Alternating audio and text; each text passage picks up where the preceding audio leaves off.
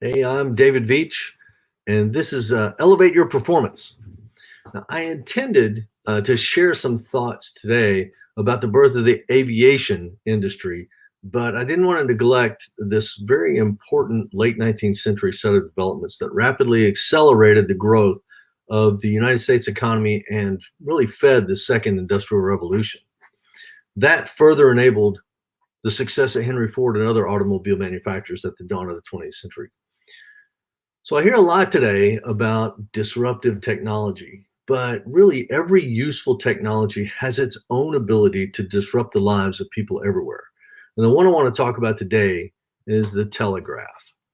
Now, most of us are familiar with the name Samuel B. Morse.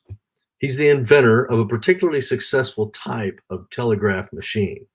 What's strange, though, is that up to this point in his career, he was an accomplished artist, having painted several portraits of prominent people in American history, like John Adams and the Marquis de Lafayette. The story is interesting, though. Apparently, while he was away from his home in Connecticut, in New York, I think, Morse received word, presumably through the post office, that his wife was gravely ill. He immediately left to return home, only to arrive well after his wife's death and burial. The delay in receiving that message became a really burning interest for him. So, on a ship returning from Europe a few years later in 1832, Morse happened to run into a guy named Charles T. Jackson. And together they shared some conversations about electromagnetism and about wire transmission signals. And from that encounter, Morse had the idea of this single wire electric telegraph and got busy trying to make it work. Now, over the following few years, several inventors in Europe were developing these telegraph machines and trying to figure out how to transmit those signals over longer distances. Finally, in 1837, working with Leonard Gale, who was a chemistry professor, and Alfred Vail, who was described as a wealthy and enthusiastic young man, Morse was finally able to array the right switches and relays to transmit a signal further than 10 miles. On January 11th, 1838, they made their first public demonstration of the telegraph at the Speedwell Iron Works in Morristown, New Jersey, to a small and mostly local crowd. Morse then went off to Washington, D.C. to try to get some federal funding to build a larger telegraph line for a larger demonstration. But it wasn't until 1843 that Congress finally granted the funding of $30,000 to build a telegraph line from D.C. to Baltimore, Maryland, about 38 miles along the right-of-way of the Baltimore and Ohio Railroad. That's what Monopoly game fans will recognize as the B&O Railroad.